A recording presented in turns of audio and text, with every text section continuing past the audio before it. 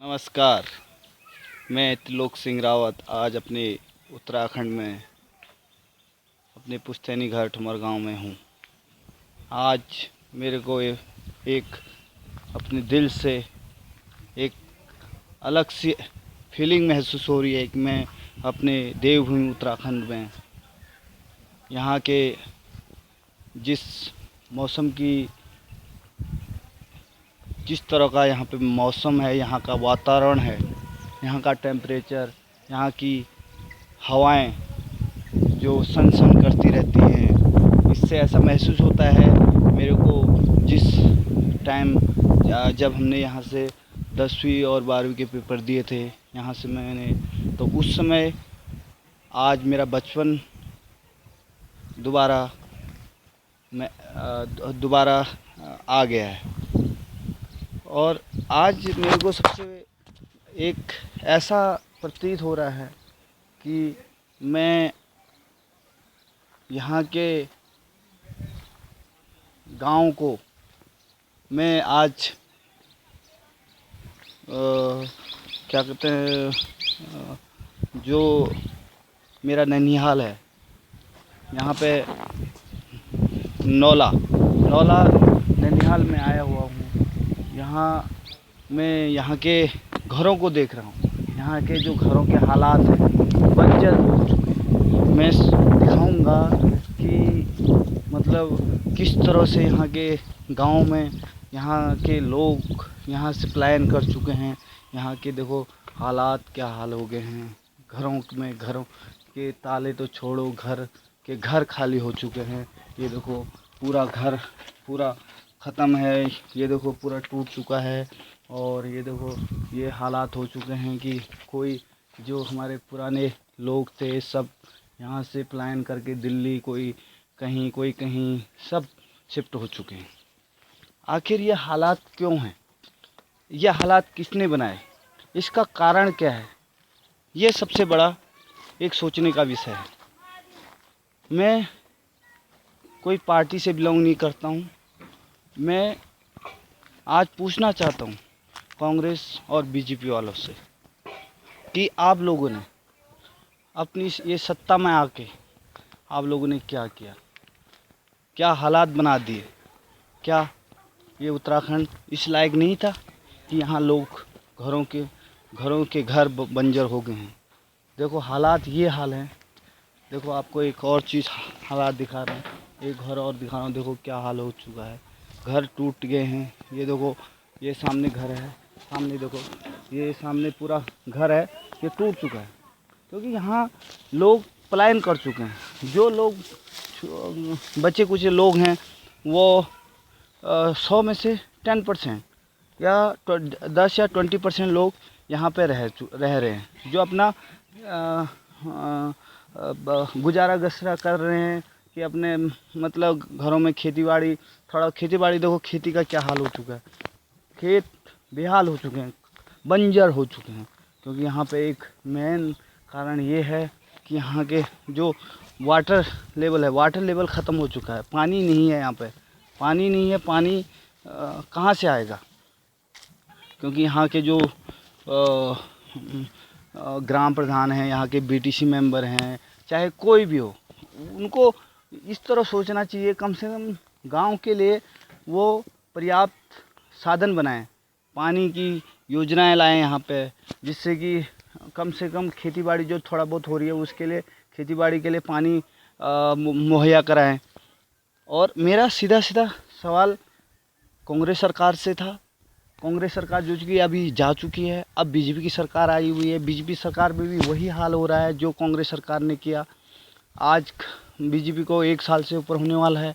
यहाँ पे कोई मतलब बताऊं कि कुछ भी यहाँ पे परियोजनाएं ऐसी लाई जाएं। बीजेपी सरकार से मेरा सबसे बड़ा सवाल इसलिए भी होता है क्योंकि आज जो केंद्र सरकार में बीजेपी की सरकार है। बीजेपी सरकार भी केंद्र में है और राज्य में भी बीजेपी सरकार है। क्योंकि आज जो हो सकता है, तो मेरा सवाल प्रधानमंत्री जी से भी है कि प्रधानमंत्री जी आप बोलते हैं सबका साथ सबका विकास, तो आज आपके लिए सबसे बड़ा ये सोचने का विषय होगा। इस वीडियो के माध्यम से मैं दिखाना चाहता हूँ कि देखो ये गांव है, ये देखो पूरा गांव का गांव टूट चुके हैं, है ना। ये क्यों टूटे, इसकी दुर्दशा क्यों हुई है, इसका मेन कारण क्या है? इसका मेन कारण है रोज़गार। रोज़गार ख़त्म हो चुके हैं। उत्तराखंड में रोज़गार लाया जा सकता है। वो कहाँ से लाया जा सकता है, वो किस तरह लाया जा सकता है, उसके बारे में आपको सोचना होगा। यहाँ ऐसा नहीं कि यहाँ भी रोज़गार नहीं हो सकते हैं, रोज़गार हो सकते हैं। यहाँ यदि कच्चे तेल, कच्चा जो माल है उसको मुहैया किया जाए। कैसे मुहैया किया जाए? यहाँ बहुत सारे औषधियाँ प्राप्त हो सकती हैं। वो औषधियाँ कैसे बनाई जाएं, क्या हम उसके विषय में नहीं कर सकते हैं? मेरा सवाल रामदेव जी से भी है कि जो पूरे मतलब उत्तराखंड के लिए उन्होंने बहुत सारी मतलब जो अभी पतंजलि के नाम से विख्यात किया है, क्या आप वहाँ जाके उत्तराखंड में जाके ऐसी ऐसी चीज़ें हैं, यहाँ पे औषधियाँ हैं, वो आप तैयार करें जिससे कि लोगों को रोज़गार मिले। आज सबसे उत्तराखंड बर्बाद हो चुका है, सबसे इसका मेन कारण ये राजनेताओं का है। मैं सबसे ज़्यादा राजनेताओं को इसका दोषी मानता हूँ, क्योंकि राजनेता जब चुनाव जीत जाते हैं उसके बाद वो कुछ भी गांव की तरफ मुंह मोड़ के नहीं सोचते हैं। यहाँ आज कोई विधायक गांव में आ रहा है तो कोई भी गांव वालों को ये पता नहीं होता है कि विधायक जी आ रहे हैं। विधायक जी अपनी गाड़ी से आते हैं, साइड पर लगाते हैं, अपना एक साइड में जाके अपना चाय पानी पी के अपना सीधे प्लान जा चुके होते हैं। आज मेरा एक सबसे बड़ा राज्य सरकार से है, यहाँ के मुख्यमंत्री जी त्रिवेंद्र रावत जी से है कि त्रिवेंद्र रावत से मेरा सबसे सीधा सवाल ये है कि त्रिवेंद्र रावत जी, आप उत्तराखंड के लिए जो पहले एक कांग्रेस ने छोटा मोटा काम किया था, वहाँ पे एक वो बनाई थी गैरसैंण राजधानी के लिए उन्होंने चाहे कुछ भी थोड़ा बहुत योगदान किया था, आज क्यों नहीं आज अपना पूरा का पूरा सहयोग करके उसको स्थायी राजधानी बना दी जाए। स्थायी राजधानी बनाने से क्या होगा, यहाँ का पलायन रुकेगा, यहाँ रोज़गार आएंगे, यहाँ लोग बाग आएंगे तो यहाँ के घर बंजर नहीं होंगे। ऐसा नहीं कि यहाँ रोज़गार नहीं है, रोज़गार बहुत कुछ है। रोज़गार करने की चाह होगी लोगों को, चाह क्यों नहीं है, क्योंकि यहाँ पे खाने पीने की व्यवस्था नहीं है। आज क्या कहते हैं, आज लोगों को सुनने में आ रहा है कि जो अनाज मिलता था वो अनाज टाइम पे नहीं आ रहा है, और मतलब मिट्टी का तेल पर्याप्त मात्रा में नहीं मिल पा रहा है, चीनी नहीं मिल रही है यहाँ पे लोगों को। कम से कम राज्य सरकार लोगों के जो ज़रूरत की चीज़ें हैं उनको तो कम से कम राज्य सरकार को सोचना चाहिए इस विषय में। मेरा ये नहीं कि मैं कांग्रेस को दोषी मानता हूँ, बीजेपी को दोषी मानता हूँ। दोषी दोनों लोग हैं। बीजेपी भी उतनी दोषी है जितनी कांग्रेस थी।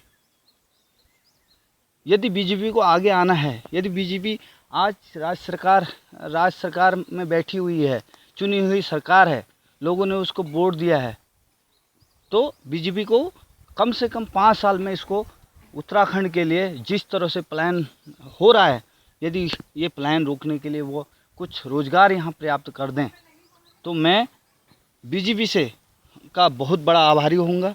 और इसी वीडियो के माध्यम से मैं प्रधानमंत्री जी को भी बोलता हूँ कि प्रधानमंत्री जी, कम से कम इस वीडियो के माध्यम से जिस तरह से मैंने आपको गांव के हालात दिखाए हैं जो टूट गए हैं, और अभी मैं दिखाता हूँ आपको, ये दिखाता हूँ।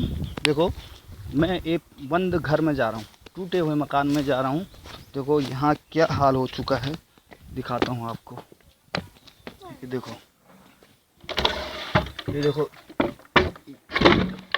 देखो, ये टूटने लगा है, यहाँ कोई नहीं है।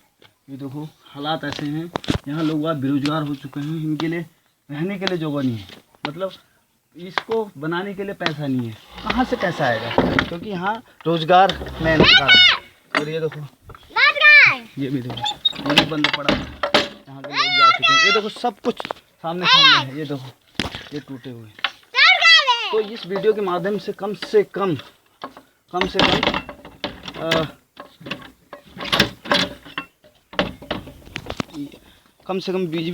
शासित जो एक सरकार है, इससे मेरा एक सीधा सीधा प्रश्न है कि कम से कम 4 या 5 सालों में आप रोज़गार दो, लोगों को रोज़गार दें।